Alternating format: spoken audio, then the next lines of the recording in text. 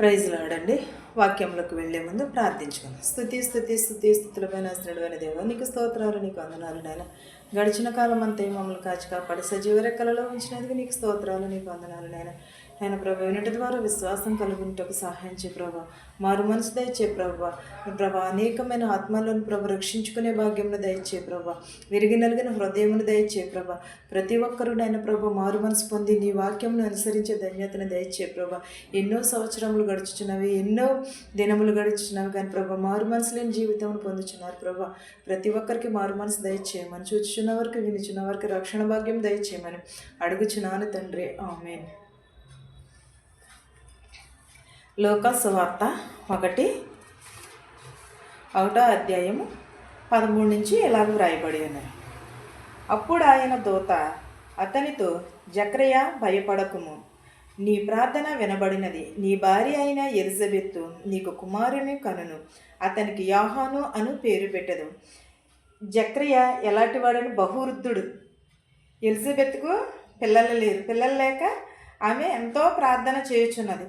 ఎంతో ప్రార్థన చేసి ఆమె దేవుని యందు ప్రార్థన, నీ భార్య ప్రార్థన జకర్యా, భయపడకము, నీ ప్రార్థన వినపడినది. నీ భార్య అయిన ఎలిజబెత్తు గర్భము ధరించినను. జకర్యా, ఎలిజబెత్తు కూడా చాలా వృద్ధివారు, చాలా ముసలివాళ్ళు అయిన తర్వాత వాళ్ళకి పిల్లలు పుట్టడం అంటే చాలామంది నవ్వుతూ ఉంటారు కదా. ముసలివాళ్ళు అయిపోయి 99 సంవత్సరాలు వచ్చేసిన, 80 సంవత్సరాలు వచ్చేసిన పిల్లల కంటే చాలామంది నవ్వుతూ ఉంటారు. వాళ్ళు కూడా ఏమనుకుంటున్నారు? అలాగే నవ్వుతూ ఉంటున్నారు. ఏమని? నేను చాలా ముసలివాడిని అయిపోయాను, నేను వృద్ధురాలని అయిపోయాను, నా భార్య కూడా ముసలిది అయిపోయినది, ఇప్పుడు నాకు పిల్లలేంటి ప్రభువా అని నవ్వుతున్నాడు. అతడు ప్రభువు దృష్టికి, నీ భార్య అయిన ఎలిజబెత్తు నీకు కుమారుని కనును. ఎవరికి? నీ భార్య అయిన ఎలిజబెత్తు కుమారుని కనును, అతనికి ఏమని పేరు పెట్టును? యోహాను అని పేరు పెట్టేదవు అని అంటున్నాడు. పేరు పెట్టేదవు. అతడు అప్పుడు ప్రభువు దృష్టికి గొప్పవాడై ద్రాక్షారసమైనను మద్యమునైనను త్రాగక, తన తల్లి గర్భమున పుట్టినది మొదలుకుని పరిశుద్ధాత్మ నిండుకుని వాడై ఇశ్రాయేలులో అనేకులను ప్రభువైన వారి దేవుని వైపు త్రిప్పునని అంటున్నాడు. ఆమెకు యోహాను అని పేరు పెట్టేదవు. అప్పుడు అతడు ఏమనంటే, ముసలివాడు అయిపోయినా సరే నువ్వు ఎవరితోటి మాట్లాడుకోకుండా నువ్వు సైలెంట్గా ఉండమని చెప్తున్నాడు. అప్పుడు గర్భము ధరించిన తర్వాత ఆమె ప్రసవించిన తర్వాత దేవుని ఎదుట అప్పుడు నోరు తెరిచండి. చాలామంది మనందరికీ తెలిసిన విషయమే ఇది. ఏంటంటే ముసలివాడు అయిపోయిన తర్వాత పిల్లలు లేకపోయినా సరే ఆమె నోరు మూయబడును అని ఉన్నది. యోహాను ప్రభువు దృష్టికి ఎలా ఉన్నాడు? గొప్పవాడును. ప్రభువు దృష్టికి గొప్పవాడై ఉన్నాడు. ద్రాక్షారసమైనను మద్యమునైన త్రాగక తన తల్లి గర్భమున పుట్టినది. ఎలాగ పుట్టి ఉన్నాడు? పరిశుద్ధాత్మ ద్వారాగానే పుట్టి ఉన్నాడు. పరిశుద్ధాత్మతో నిండి ఉన్నాడు. అనేకమైన మందికి బాప్తిసం ఇచ్చాడు యోహాను, అనేక మందిని రక్షించాడు. అనేక యేసుక్రీస్తు వరకు కూడా బాప్తిసం ఇచ్చినది కూడా యోహానే. అతను పుట్టినది మొదలుకొని కూడా ఏది? మద్యము తాగక తల్లి గర్భం. అప్పుడు ఆ దూత జకర్యాతో, భయపడకము, నీ ప్రార్థన వినబడలేదని చెప్పి ఆమెకు ఏమి పేరు పెట్టు? యోహాను అని పరిపెట్టును. అతడు ప్రభువు దృష్టికి గొప్పవాడైనను ద్రాక్షారసమును తాగి తల్లి గర్భమున పుట్టినది మొదలుకునే పరిశుద్ధాత్మ నిండుకుని అన్నాడు. ఎప్పుడు? తల్లి గర్భమును పుట్టినది మొదలుకొని పరిశుద్ధాత్మ నిండుకుని అన్నాడు. వాడు ఎలాంటి వాడు? ఇశ్రాయేలులకు అనేకులకును ప్రభువైన వారి దేవుని వైపు తిప్పునన్నాడు. యోహాను ఎవరి వైపు తిప్పును? దేవుని వైపు త్రిప్పును. అనేక ఆత్మలను రక్షించినని అన్నాడు. అనేక మందిని అన్నాడు. కానీ పుట్టిన దగ్గర నుంచి కూడా ఒక మద్యమైనను ఒక వ్యసనలకైనాను అలవాటు లేకోకుండా పెరిగి ఉన్నవాడు యోహాను. కానీ ఈ రోజులో యవనస్తులు ఎలా ఉన్నారు? యవనస్తులనే కాదు, ప్రతి ఒక్కరూ ఎలా ఉన్నారు? మద్యములకు లోనైపోతున్నారు. సిగరెట్లు, కైనాలు, మందు, వీటికే లోబడిపోతున్నారు. మెయిన్ ఫోన్కి లోబడిపోతున్నారు. ఫోన్ తప్ప రెండోది ఉండట్లేదు. ప్రపంచమే ఫోన్ మీద పడిపోయింది. కానీ యోహాను అయితే అలా కాదు కదా. ఎలా ఉన్నాడు? పుట్టినది మొదలుకొని పరిశుద్ధాత్మ నిండుకునేవాడు. మద్యమునికైనా దేనికైనా కూడా దూరంగా ఉన్నాడు. ప్రభువు దృష్టికి గొప్పవాడై ఉన్నవాడు. మరియు అతడు తల్లిదండ్రుల హృదయములను పిల్లల తట్టునకును అవిధేయులను నీతిమంతులను జ్ఞానమును అనుసరించుటకు త్రిప్పి ప్రభువు కొరకు ఆయతపడి ఉన్న ప్రజలను సిద్ధపరచుటకై ఏలియా యొక్క ఆత్మయు శక్తియు గలవాడై ఆయనకు ముందుగా వెళ్ళును గాక గనుక నీకు సంతోషము మహానందమును కలుగును. అతడు పుట్టినది మొదలుకుని అనేకులు సంతోషించుదురు. ఎలాగున్నారు? మరియు అతడు ఎలా ఉన్నాడు? తల్లిదండ్రుల హృదయములకును పిల్లల తట్టు త్రిప్పును. అవిధేయులైన నీతిని కలిగి నడుచుకున్నాడు, జ్ఞానమును కలిగి నడుచుకున్నాడు. ప్రజల యందు కూడా సిద్ధపరచుటకై ఏలియా యొక్క ఆత్మయు శక్తిని గలవాడై ఉన్నాడు.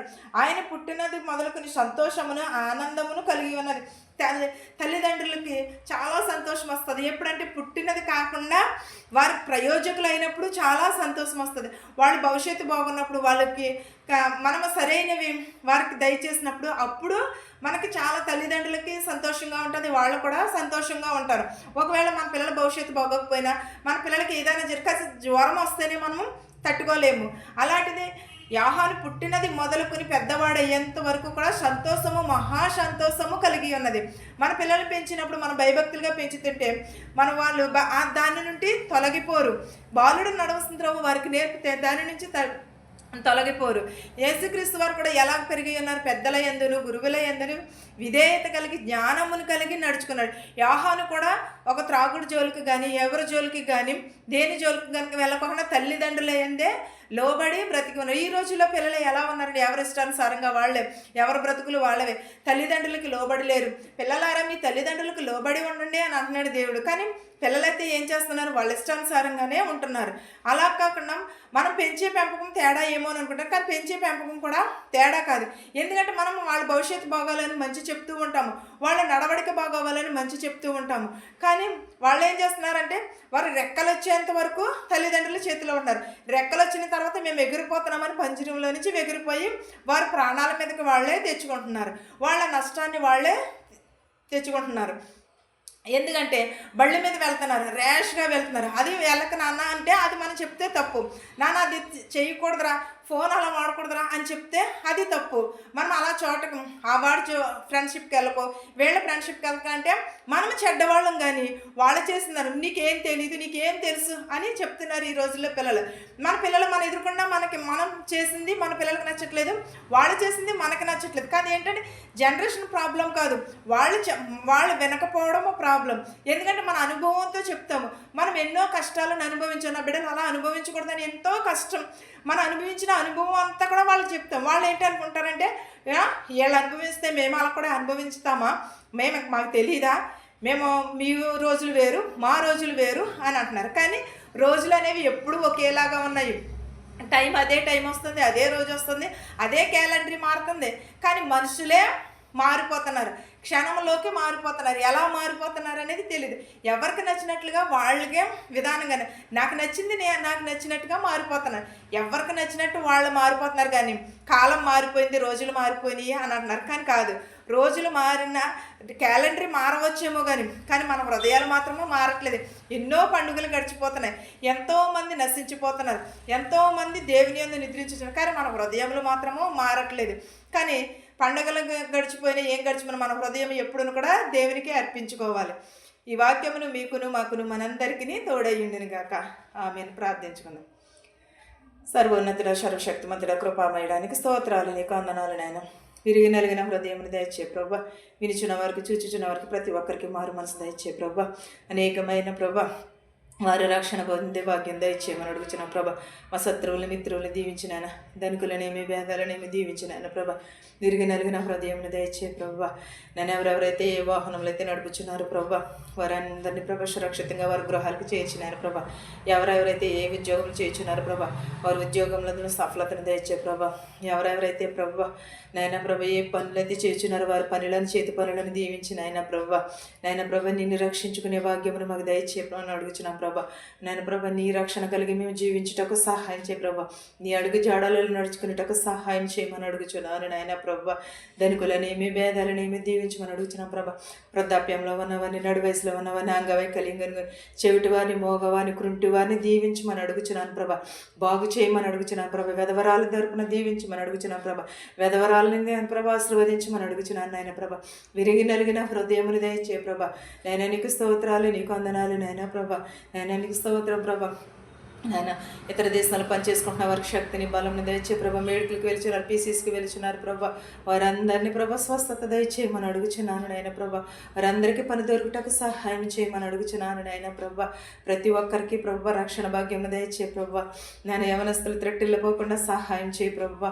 నేను ప్రభా, నేను ఇల్లుల కోసం ఎదురు చూస్తున్నారు ప్రభా, ఉద్యోగాల కోసం ఎదురు చూస్తున్నారు ప్రభా, వారికి సహాయం చేయి ప్రభా. గర్భిణీ స్త్రీలకు సిలువెంతాలను దయచే ప్రభా. ప్రతి ఒక్కరి కుటుంబంలో శాంతిని సమాధానం దయచేయమని అడుగుతున్నాను నాయన. నా ప్రార్థనని నీ పాసాన్ని చేర్చుకోమని యేసు నామంలో బ్రతిమాలి వేడుకుంటున్నాను తండ్రి, ఆమేన్. పరలోకమందున మా తండ్రి, నీ నామము పరిశుద్ధపరచబడును గాక, నీ రాజ్యం వచ్చును గాక, నీ చిత్తము పరలోకమందు నువ్వెందు నెరవేరినట్లును మన దినాహారం నేడు మాకు దయచేయము. మా రుణస్తులను మేము క్షమించిన ప్రకారము మా రుణములను క్షమించము. దుష్టు నుండి శోధన నుండి తప్పించము. రాజ్యమును శక్తియు మహిమయు నిరంతరము నీవైనావు మా తండ్రి, ఆమేన్. నిలుచున్న వారికి నిలుచుచున్న వారికి సదాకాలముని ప్రభు తోడయ్యుండును గాక, ఆమేన్ ఆమేన్. అందరికీ వందనాలండి.